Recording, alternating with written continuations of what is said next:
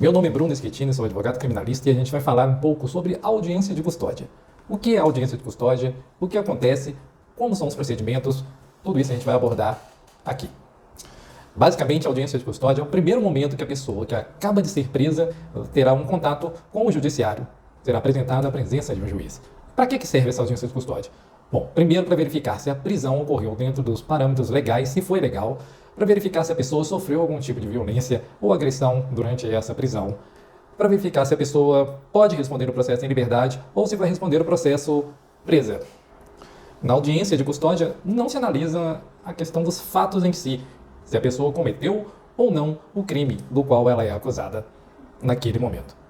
A audiência de custódia serve apenas, como dito anteriormente, para analisar a legalidade dessa prisão e a necessidade de manutenção ou não dela.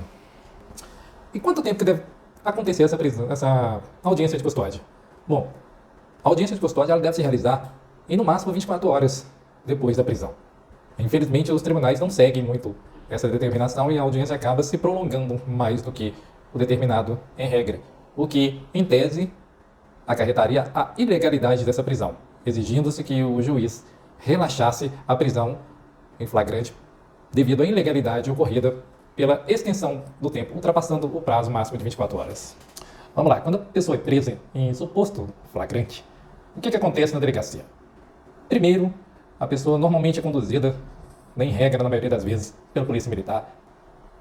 Ao ser entregue a pessoa que foi detida à delegacia, será primeiro feito a oitiva dos condutores do suposto flagrante. Quem são os condutores? Em regra, a polícia militar.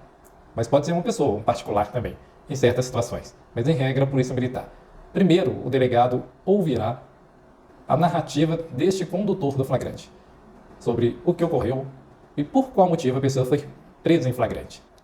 Depois, a pessoa ouvirá uma testemunha dessa prisão em flagrante. Em regra, também, normalmente, é um próprio policial que participa da guarnição desse condutor inicial. Será colhido o depoimento desse policial também e, caso haja uma vítima, desta também será colhido o seu depoimento. Por último, será ouvido ou ouvida a pessoa presa naquele momento. E aqui é muito importante deixar registrado que a pessoa não tem obrigação, não tem o dever, ela não é coagida a prestar um depoimento, podendo ficar em silêncio, exercendo seu direito constitucional ao silêncio, nada dizendo, deixando para manifestar caso seja necessário e assim o entenda lá na frente, na fase processual, diante de um juiz. Outra questão importante a se considerar nessa fase ainda de delegacia é que se a pessoa for estrangeira, obrigatoriamente o consulado do país dessa pessoa deve ser informado desta prisão. Além disso, se a pessoa tiver, se manifestar somente numa língua estrangeira, deve-se garantir intérprete para essa pessoa durante o seu depoimento, ainda na delegacia. Outra questão importante é que a pessoa presa, ela tem direito de telefonar para um familiar ou outra pessoa a qual queira comunicar a sua prisão, assim como é direito de qualquer pessoa presa ter o seu advogado presente ou mesmo um defensor público, ainda que na fase de delegacia. Apesar de que não ocorra, porque na maioria dos locais a defensoria pública não atua no âmbito de delegacia.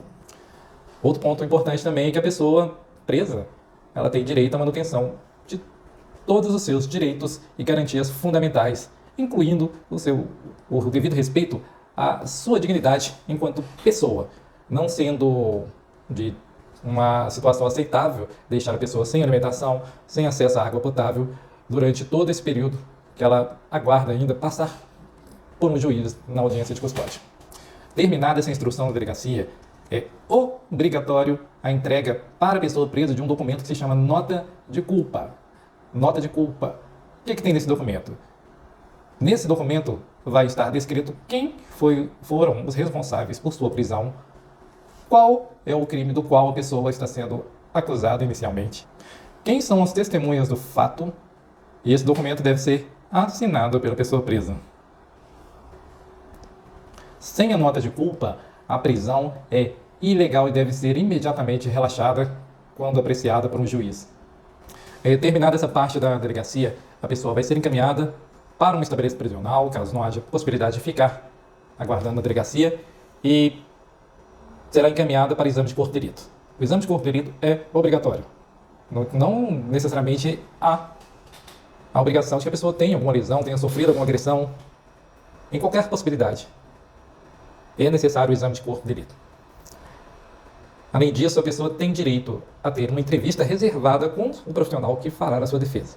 Seja o advogado particular, seja o defensor público, a pessoa tem direito a uma entrevista antes da audiência de custódia com esse profissional. Lembrando que, sim, até mesmo, seja o exame de corpo de delito, seja a entrevista pessoal reservada com o defensor, devem ocorrer sem a presença de nenhum policial. A entrevista é reservada e o exame de corpo de delito, que é prestado diante de um médico específico, devem ocorrer sem a presença de policiais. Se ocorrer, são nulos e devem ser repetidos.